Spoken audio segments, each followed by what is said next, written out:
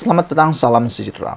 Hari ini Parlimen dikecohkan dengan insiden paling kita tak mahu terjadi di Dewan Rakyat.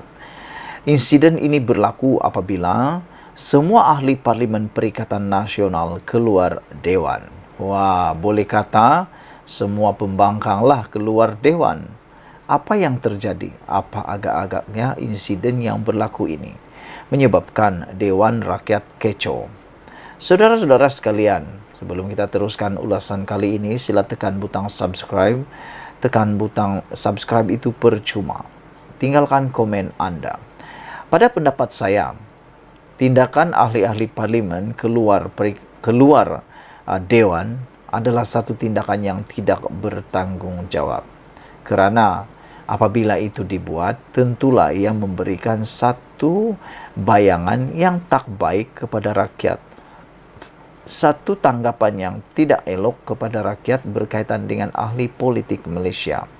Tidak saja diikuti kehendak mereka, ugutan melalui keluar Dewan mula terjadi. Ini satu tindakan, satu kebiasaan yang harus dihentikan dengan segera. Ianya sepatutnya tidak dibiarkan begitu saja.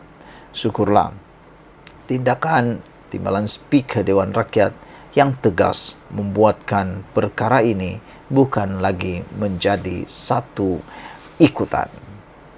Pembukaan sesi Dewan Rakyat pagi ini kecoh hampir selepas hampir semua ahli Parlimen Perikatan Nasional PN bertindak keluar Dewan. Tindakan itu dibuat selepas Dewan Rakyat menolak usul dikemukakan Wan Ahmad Faisal wal Ahmad Kamal di bawah Peraturan Mesyuarat 18 dalam kurungan 1 untuk membincangkan mengenai pengeluaran wang kumpulan simpanan wang pekerja KWSP secara bersasar. Wan Ahmad Faisal berkata, usul yang dihantar kepada yang dipertua Dewan Rakyat Datuk Johari Abdul Jumaat lalu ditolak atas alasan isu itu sudah dijelaskan Perdana Menteri yang juga Menteri Kewangan Datuk Seri Anwar Ibrahim dan timbalannya sebelum ini. Ya benar, saya pun ingat perkara itu telah dijelaskan. Kenapa nak ulang-ulang lagi? Hanya satu sebabnya diulang-ulang, kerana isu ini adalah isu yang amat popular dalam kalangan rakyat Malaysia. Jadi, apabila isu ini boleh dijadikan satu sentimen, boleh dijadikan satu modal, ianya akan terus diulang dan diulang dan diulang, dan itu boleh menjadi seakan-akan mereka hero pula. Walhal sebenarnya ianya sudah diterangkan, tak perlu diulang-ulang lagi. Saudara-saudara sekalian, adakah niat sebenar memperjuangkan KWSP ini benar-benar nak membantu rakyat ataupun sudah kehilangan modal dan semata-mata mahu mengambil peluang untuk ada modal bagi menghantam kerajaan pula? Wan Ahmad Faisal berkata, usul yang dihantar kepada yang dipertua Dewan Rakyat Datuk Johari Abdul Jumaat lalu ditolak atas alasan isu itu sudah dijelaskan Perdana Menteri yang juga Menteri Kewangan. Bagaimanapun, saya mendapat banyak pandangan daripada rakyat bahawa penjelasan dan ulasan kedua-dua menteri serta timbalan menteri baru-baru ini tidak memuaskan mereka, kata beliau. Izinkan untuk kami bahaskan perkara ini. Hari ini berbaki 2 hari sebelum kita tamat sesi hari ini, bolehlah sekiranya dipertimbang supaya dapat membawa kepentingan orang ramai yang begitu memerlukan pengeluaran KWSP bersasar ini, katanya. Timbalan yang dipertua Elis Lau Kiong bagaimanapun berkata keputusan sudah dibuat Johari dan beliau tidak boleh mengenepikannya. Mengikut Peraturan Mesyuarat 43, keputusan Speaker adalah muktamad. Jika tidak puas hati, sila buat usul lagi, katanya. Bagaimanapun, keputusan Elis itu menyebabkan sebahagian ahli Parlimen Perikatan Nasional berdiri dan Sahidan Kasim PNR mempersoalkan keputusan itu kerana sudah tiada masa lagi untuk usul itu dibincangkan pada sesi kali ini.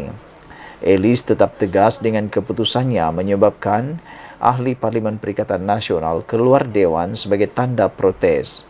Tindakan keluar dewan itu bagaimanapun hanya berlaku selama kira-kira 15 menit selepas ahli parlimen terbabit masuk kembali bagi mengambil bahagian dalam perbahasan rang undang-undang RUU Kewangan 2023. Saudara-saudara sekalian, itulah dia keputusan yang kita tunggu-tunggu berkaitan dengan insiden yang berlaku di Dewan Rakyat berkaitan dengan tindakan ahli Parlimen Perikatan Nasional keluar Dewan.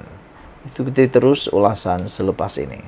Selamat petang, salam sejahtera. Terima kasih kerana bersama dengan saya di Nazilin Unity Channel. Ini satu pendedahan pengakuan yang paling menarik, yang paling luar biasa daripada Zahid Hamidi.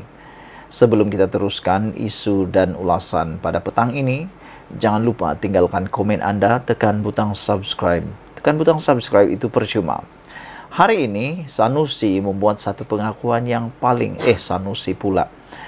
Zahid Hamidi membuat satu pengakuan yang paling luar biasa apabila beliau menyatakan bekas pemimpin UMNO larikan harta parti selepas kala pemilihan, kata Zahid Hamidi. Apa yang Zahid cuba sampaikan ini? Harta itu dalam bentuk apa? Dan kalau benar, siapa pemimpin UMNO yang kalah pemilihan ini yang telah melarikan harta parti tersebut? Saudara-saudara sekalian, Presiden UMNO Datuk Seri Ahmad Zahid Hamidi mendedahkan ada dalam kalangan bekas pemimpin di peringkat bahagian yang melarikan harta di pejabat parti selepas tewas dalam pemilihan lalu. Bagaimanapun, pengerusi Barisan Nasional BN itu tidak mendedahkan secara terperinci identiti pemimpin dimaksudkannya itu. Sebaliknya, memberi alasan akan menceritakan lebih lanjut perkara itu di majlis bersesuaian. Beliau bagaimanapun memaklumkan perkara itu sampai ke pengetahuannya selepas dikunjungi seorang pemimpin yang baru sahaja menerajui sebuah bahagian tanpa mendedahkan lebih lanjut identiti pemimpin terbabit termasuk bahagian yang diwakilinya. Saya tahu, pemberita tahu bahawa saya sangat telus dalam perkara ini. Tetapi biarlah cukup saya beritahu, terdapat perubahan apabila sesuatu jawatan dipegang tentunya. Pemegang jawatan lama yang menjadi pemegang amanah kepada pejabat lama merasakan segala harta benda yang ada di pejabat itu milik dirinya. Maka apabila yang kepimpinan baharu datang mengambil alih jawatan, yang ada hanyalah pejabat kosong. Saya tidak mahu bercerita lebih panjang lagi, tetapi biarlah saya bercerita nanti di majlis bersesuaian, katanya. Beliau yang juga Menteri Kemajuan Desa dan Wilayah berkata demikian ketika berucap pada majlis santunan kasih Ramadan anjuran kementerian itu di Projek Perumahan Rakyat Seri Semarak di sini hari ini. Menyingkap kekalahan BN pada pilihan raya umum PRU 15, Ahmad Zahid berkata, walaupun sebaik mana perkhidmatan dicurahkan sepanjang tempoh 5 tahun, ia belum memadai untuk menarik pengundi, terutamanya pengundi baharu. Beliau berkata, ada pihak yang memberikan sedekah kepada pengundi bagi memenangi pilihan raya itu. Tetapi individu itu tidak sedar bahawa perbuatan terbabit sebenarnya salah kerana bermotifkan politik. Tanpa memperincikan nama atau parti, ahli Parlimen Bagan Datuk itu mengingatkan pihak berkenan bahawa cukuplah mempergunakan agama untuk kepentingan diri. Jika ada pihak memberikan sedekah lebih banyak daripada sepatutnya, biar sedekah itu apapun bentuknya. Namun apabila diberikan sewaktu pilihan raya, pasti ada motif politik, kata beliau. Walaupun wang diberikan tidak dianggap termasuk dalam hukum hudud, saya ingin menyeru pemimpin itu jangan bermain dengan fatwa, bermain ayat Al-Quran, jangan bermain dengan hadis, jangan bermain dengan ijma' ulama, jangan bermain dengan kias. Berada di gelanggang politik mesti berpolitik secara rasional, bukan menggunakan agama, bukan memanipulasikan fatwa-fatwa untuk kepentingan diri sendiri. Lihat apa berlaku, bahwa manipulasi yang dilakukan, gerakan taktikal yang dilakukan. Apa yang terjadi menyebabkan Allah memberikan pengajaran kepada mereka, biarpun mungkin jumlah mereka kerusi lebih besar daripada jumlah yang kita peroleh.